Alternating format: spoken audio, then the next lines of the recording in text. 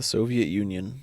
The beacon of communism existed from 1922 up until 1991, just a few days short of 69 years of existence, and in their many years as a country, the Soviets got up to some wild things. In this video, I'm going to discuss some of the most wild Soviet engineering projects. This video will be divided in two. The first part will cover Soviet aircraft designs, and the second part will cover land-based designs. The first wild aircraft design I want to cover is the Ekranoplan. The Soviets designed a handful of Ekranoplans, mostly in the 70s and 80s. Ekranoplans are a type of aircraft that uses ground effect off of water to achieve lift. The KM model ship was the first, commonly called the Caspian Sea Monster. It was the largest plane in the world from 1966 until it crashed in 1980, where it still lies to this day. It was 92 meters, or 301 foot 10 inches long, and had a wingspan of 37.6 meters, 123 feet and 4 inches. It could carry 304,000 kilograms, which is 670,000 pounds. The Caspian Sea Monster served as a test Ekranoplan and underwent various tests for nearly 15 years. Next came the VVA-14. This was designed by Robert Bartini and the Beriev Design Bureau. The VVA-14 operated from 1972 to 1987, when it was sent to a museum in Moscow, though it was damaged on the way and still sits in its dilapidated state there. The VVA-14 was much smaller than the Caspian Sea Monster. Designed to hunt submarines, it was only 26 meters long, 85 feet, and had a wingspan of 30 meters, 98 feet. Because of its much smaller size, the VVA-14 was only capable of carrying about 28,000 kilograms, 63,000 pounds. But it was able to achieve true flight, with an operational ceiling up to 10,000 meters, or 33,000 feet. The project slowed down after Bartini's death, just 2 years after the first flight, and was eventually discontinued. The next Ekranoplan was the Lun, the only Ekranoplan to actually be deployed on an operation.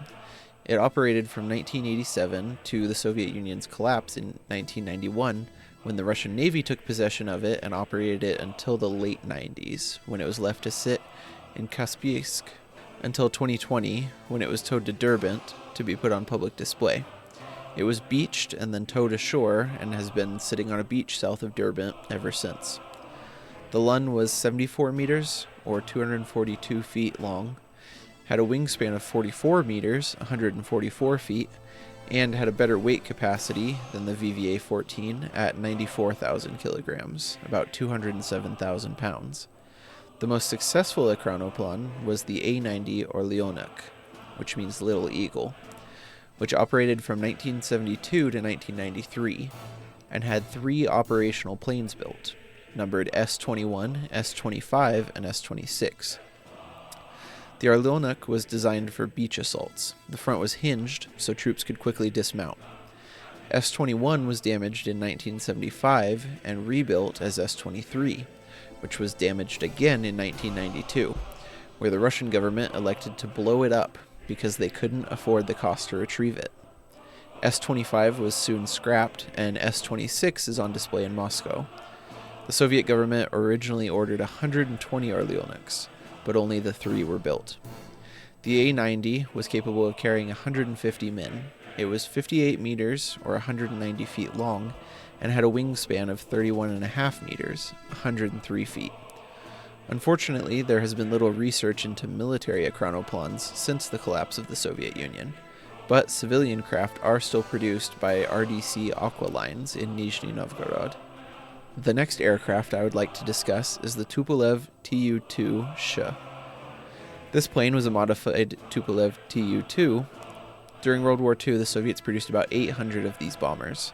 In 1994, 2 engineers from the Tupolev Design Bureau proposed that instead of arming the bomber with bombs, they could use automatic guns to strafe enemy columns. They were given 180 PPSH-41s and designed a way for 88 of them to be put in a rack in the bomb bay, and for the pilot to be able to fire them all simultaneously, meaning that it could fire a 6-second burst, and in those 6 seconds, 6,248 rounds would be fired, roughly 8 kilograms of bullets. The design was not picked up even after testing due to the PPSH setup not having any major advantages over small cluster bombs and taking much longer to reload. The next plane is the Zveno project. It involved using modified Tupolev TB-1s and TB-3s to carry parasite fighters, which could then refuel from the mothership bomber. 8 Zvenos were designed and operated. The first 2 were Tupolev TB-1s. Zveno 1 had 2 Tupolev I-4 fighters attached on top of the wings of the TB-1, though the biplane I-4s were modified to be monoplanes to allow clearance for the bomber's propellers. After this flight, the release mechanism was moved from the bomber to the fighters, so the pilots of the fighters could autonomously detach themselves from the bomber. This was done on Zveno 1A, which swapped the outdated Tupolev I-4 fighters for the improved Polikarpov I-5s.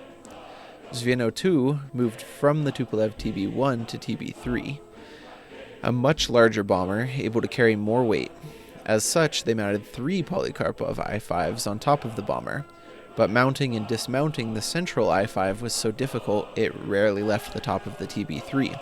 Eventually, they even removed its wings and had a pilot operate it simply as another engine for the mothership. The Zveno 3 swapped to the Grigorovich IZ and moved the fighters to under the wings instead of on top.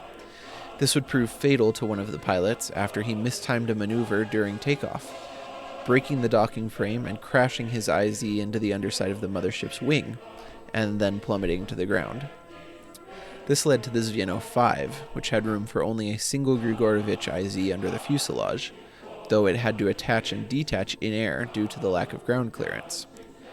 After this, the Zveno 6 was built out of a TB-3 and 2 of the brand new Polikarpov I-16s, in my opinion the quintessential World War II Soviet fighter. The I-16s were attached with their landing gear retracted and could detach but not reattach in flight. The Zveno 7 added retractable trapezes, which should have allowed the I-16s to reattach in flight, though it was deemed too dangerous. This led to the Aviamatka, a TB-3 with 2 I-16s under the wings, 2 I-5s above the wings, and an IZ that could attach under the fuselage while in flight. They also began designing a configuration with up to 8 fighters, but it was never tested. And finally we reached the SPB, a TB-3 with 2 I-16s, which actually saw combat. 6 were delivered to Crimea for usage, and saw combat raiding Romania during the early days of Operation Barbarossa, though they were retired before 1943 due to the obsolescence of both the TB-3s and the I-16s. The project was often referred to as Vachmistrov's Circus, and though the Zveno squadron proved effective in combat over Romania in the Black Sea, it was never continued. The next aircraft is the Antonov A-40, though calling this a true aircraft is a stretch.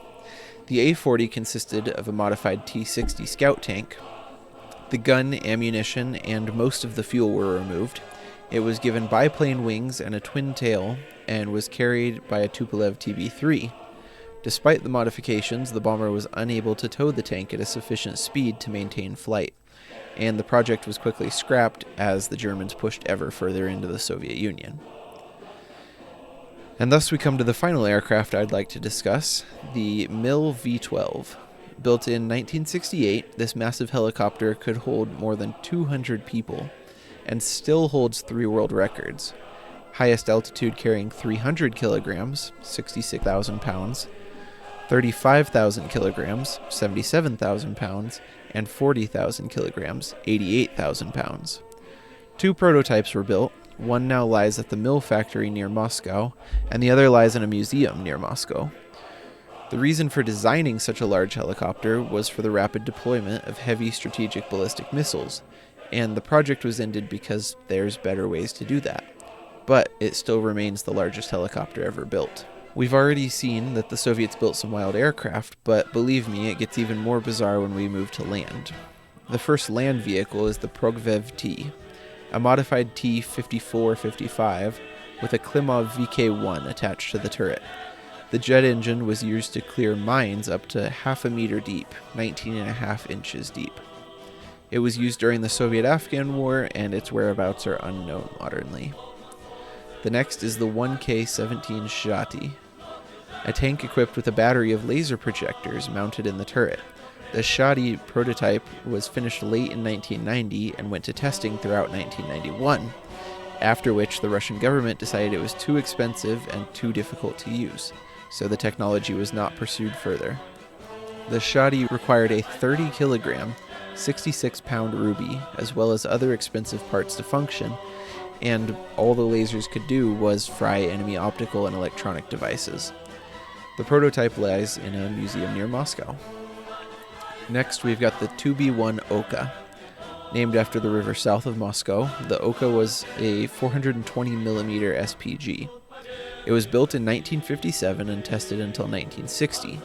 The 20-meter, 66-foot-long barrel was able to lob a 750-kilogram, 1,650-pound shell up to 45 kilometers, 28 miles. For reference, the USS Missouri, an Iowa-class battleship, was built with 406-meter main guns. The barrels were 20 meters, 66 feet long. They could fire rounds up to 1,220 kilograms, 2,700 pounds, up to 39 kilometers, 24 miles. So one of the largest naval guns ever built is roughly equivalent to the gun mounted on the Oka, which had a normal tank chassis. This led to many issues with the Oka in testing. Firing the gun damaged parts like the gearbox and drive sprockets, and the massive barrel made it very difficult to transport, as it basically required wide open fields with nothing to run into. The project was abandoned in 1960 in favor of ballistic missiles. The Oka is in a museum in St. Petersburg, Russia. The next design on the list is the NKL-26, a Soviet aerosled which was used during the Winter War and during the fighting on the Eastern Front. It consisted of an armored sled on 4 runners with a DP-27 mounted in it and a Shvetsov M11 powering it to reach up to 50 kilometers per hour, 31 miles per hour.